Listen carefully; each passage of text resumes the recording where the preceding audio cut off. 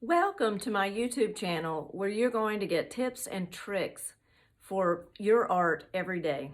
I'm going to give you some clues and tips on how to measure proportion-wise a person or building or anything like that. It's called sizing up. And it's useful when you're painting in plein air. It's useful when you're working from a photograph. You're smaller and going larger.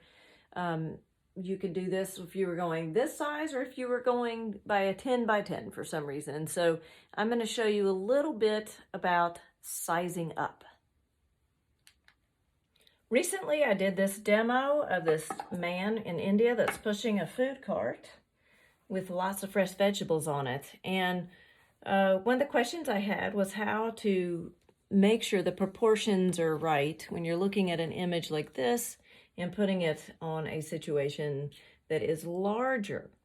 So what I suggested was you can use your thumb if you're outside. So you would actually measure how wide maybe his shirt is to your thumb. His shirt is that wide. Compared to, you can't just put that over here because that's not what you're doing. You're going, okay, well, that's that wide. Well, if I multiply that with, since I know it's that wide, that would be 1, 2, 3, not quite 4 same thumb sizes as the width of his shirt.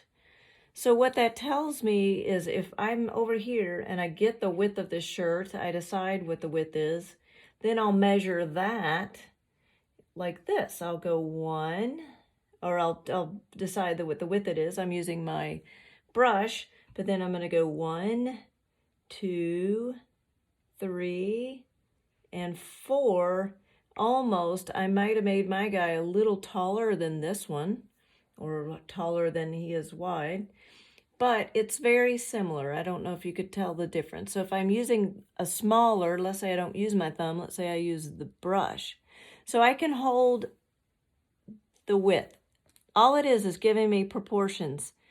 Okay, well then if that's that wide, then this is, as I said before, 1, 2, 3, and a little, not quite 4, maybe 3.5. The same thing here. What I could do to adjust this, if I haven't done it correctly, is make his shirt a little wider to match this same proportion. So if I made my shirt 1, 2, 3, it's close. It's so close. I'm not going to change it. But the same goes with the distance of the cart. If this guy is this tall and I'm holding my finger at his foot and measuring up to the height of his head, I will look for similar lengths. Do you see that? From one tire to the next tire, it's really close.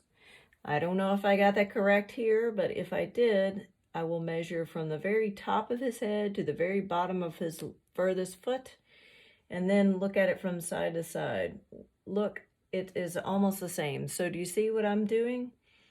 If I have this guy right, that will also help me with the measurement of the wheels, just like it did in this. It will also help with the measurement of the length of this top of his cart. So that is called sizing up.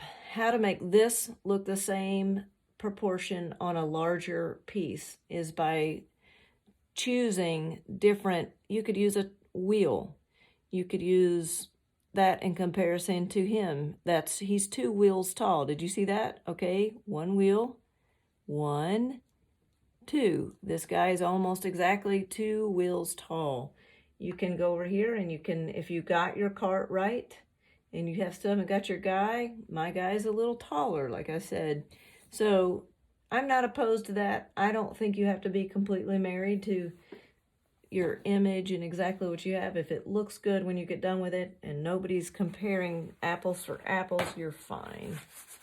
So that's my tip on how to size up. If you're outside, you do the same thing with a tree at a distance by holding up your brush and measuring, or your thumb, and deciding the proportion of the tree, whether the height of it or the width of it compared to other relationships that you are looking at, trying to impose this onto a canvas. So that's it for sizing up. If you have any questions, please leave them in the comments.